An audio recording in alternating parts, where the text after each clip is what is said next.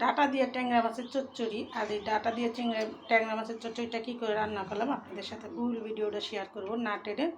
চলুন দেখি কী করে রান্নাটা করলাম।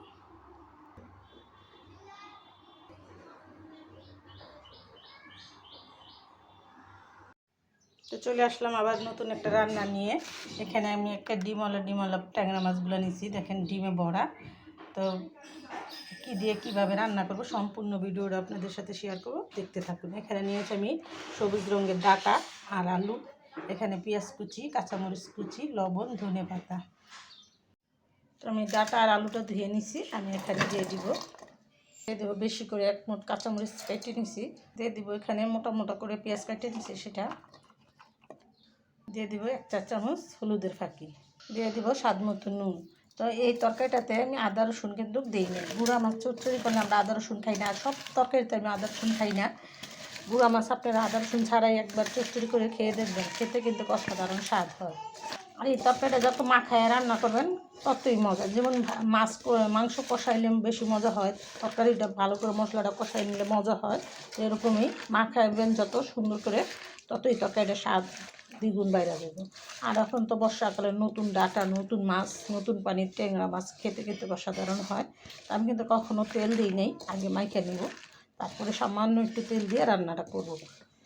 আমার তরকারিতে তেল মশলা এক ঝাল কম থাকে, সবসময়ই এটা চেষ্টা করি। আর কাঁচামরিচটা আমরা বেশি খাই, তার জন্য কাঁচামরিচ দিয়ে দিলাম সামান্য একটুখানি তেল, বেশি তেল দিলাম না। দেখেন তেল ছাড়া তরকারি রান্না করে একবার হলো খেয়ে দেখবেন, খেতে কিন্তু অসাধারণ স্বাদ হয়। আমারটা মাখা জোখা হয়ে গেছে, আমি একটু ঝোল দিয়ে বসিয়ে দিব। তো এইভাবে গুঁড়া মাছের চচ্চড়িটা রান্না করে খেয়ে দেখবেন একবার হলো। তরকারিটাতে একটু পানি দিয়ে আমি 10 মিনিটের জন্য বসিয়ে দিব। 10 মিনিট পরে আপনাদের সাথে শেয়ার করব।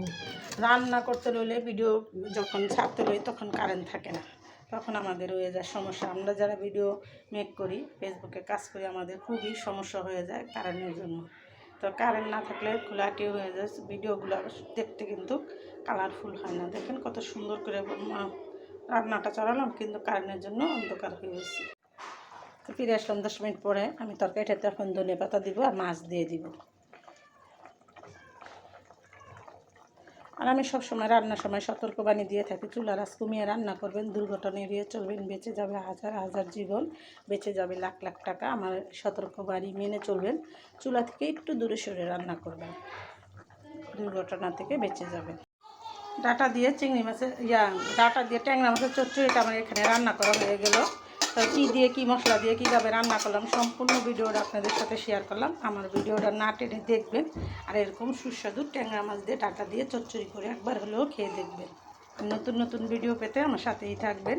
ভিডিওটা আর বড় না করে আমি এখানে রেখে দিলাম। আসসালামু আলাইকুম।